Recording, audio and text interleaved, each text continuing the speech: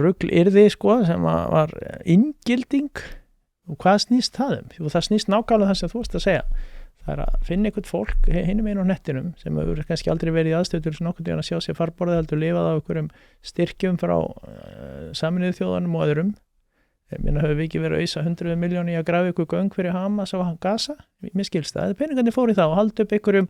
einhverjum Hamas-liðum í Katar og hótelum þar, 5 stjörnu hótelum peningandi fór í það, að hluta við höfum ekki hugmynd hvað vorum að gera með þessa skattpeninga almennings að eyða þeim í þetta það var ekki bara verið að hjálpa fólkinu til þess að bjarga sér þarna á Gaza eða Palestínu þetta UNRWA dæmið þarna þú varst kannski bara líka að prenta bækur sem að helstu reiknindæmi væru það hvernig þú getur drepið flesta gyðinga það það sem þeir hafa verið að kenna þarna það komum við búið að sína fram á það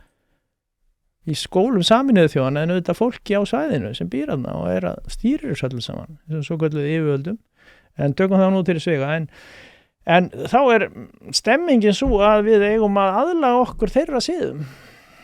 vill þetta fólk ekki bara flytja þangað þá auðvitað leiðin til þess að aðlagast þeirra siðum það það bara getur mætt þá bara í Moskuna og